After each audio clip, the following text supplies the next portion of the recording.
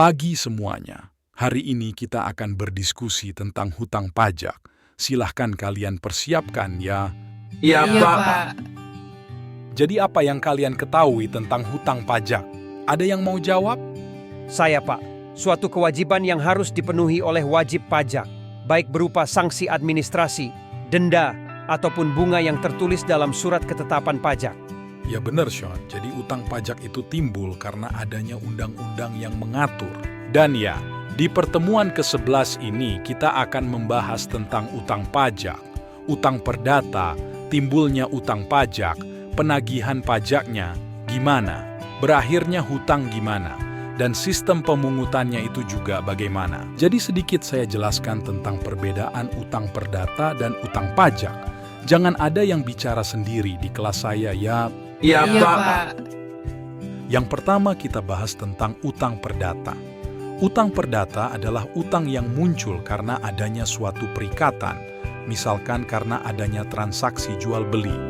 Kewajiban penjual menyerahkan barang yang dijualnya sedangkan pembeli berkewajiban membayar sesuai dengan harga yang telah ditetapkan. Yang kedua ada utang pajak, yakni hutang yang muncul karena undang-undang. Kata kuncinya adalah karena undang-undang dari pemerintah yang memaksa wajib pajak untuk membayar utang pajaknya. Nah, timbulnya utang pajak sendiri karena 3 hal. Yang pertama karena perbuatan.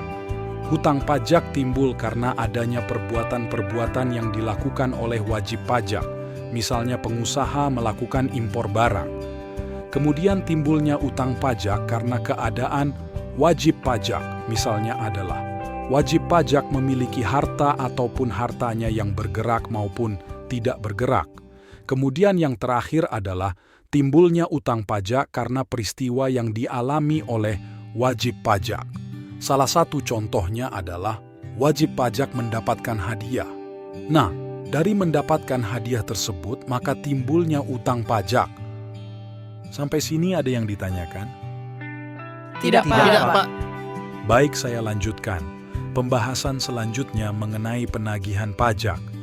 Yang dimaksud dengan penagihan pajak yakni serangkaian tindakan yang dilakukan oleh fiskus agar penanggung pajak melunasi utang pajak dan biaya penagihan pajak dengan menegur atau memperingatkan, melaksanakan penagihan seketika dan sekaligus membuat surat paksa, mengusulkan pencegahan, melaksanakan penyitaan, melaksanakan penyanderaan, dan menjual barang yang telah disita.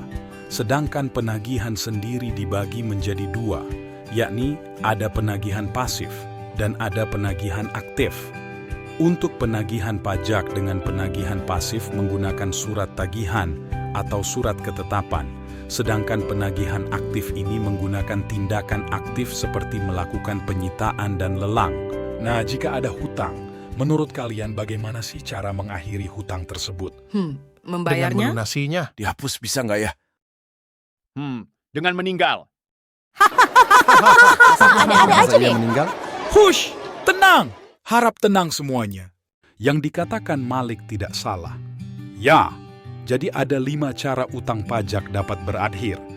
Yakni karena pembayaran, karena kompensasi, karena penghapusan, kadaluarsa, dan pembebasan. Ada yang bisa jelaskan tentang pembebasan? Saya, Pak, dengan pembebasan contohnya peningkatan modal. Jadi pemerintah memberikan pembebasan pajak dalam waktu tertentu. Ya, kamu benar, Revan. Jadi mari kita bahas satu-satu. Yang pertama, pembayaran atau pelunasan. Utang pajak yang melekat pada wajib pajak akan berakhir karena pembayaran pajak yang dilakukan ke kas negara. Ya, jadi otomatis ketika kita membayar hutang, hutang tersebut akan berakhir. Berikutnya kompensasi. Dapat dilakukan jika wajib pajak memiliki kelebihan dalam membayar pajak sehingga dapat digunakan untuk membayar utang pajak. Yang ketiga ada kadaluarsa, ya berakhirnya utang pajak karena kadaluarsa. Ini ditujukan untuk memberikan kepastian hukum baik bagi wajib pajak maupun fiskus yang diharapkan, maka bisa mengetahui kapan batas waktu tertentu untuk penagihan pajak. Jadi kadaluarsanya terkait dengan penagihan pajak. Yang keempat, ada penghapusan hutang. Penghapusan diberikan karena keadaan dari wajib pajak. Misalnya wajib pajak dinyatakan bangkrut oleh pihak-pihak yang berwenang, atau misalnya sudah tidak dapat ditagih lagi. Dan yang terakhir ada pembebasan. Pembebasan ini bukan berarti menghilangkan dari pokok utang pajak, namun hanya meniadakan sanksi administratif terkait dengan utang pajak. Jadi pokok utang pajaknya akan tetap ada. Ya, jadi itu dia kelima hal yang dapat menghapus utang pajak. Nah, yang dikatakan Malik tadi tidak salah ya, karena alasan meninggal dunia juga dapat menghapus hutang pajak. Oh, itu ya, Pak. Iya, oke. Saya lanjutkan pada sistem pemungutan pajak. Jadi, ada 3 sistem pemungutan pajak yang berlaku, yaitu ada sistem official assessment, sistem self-holding, dan sistem withholding.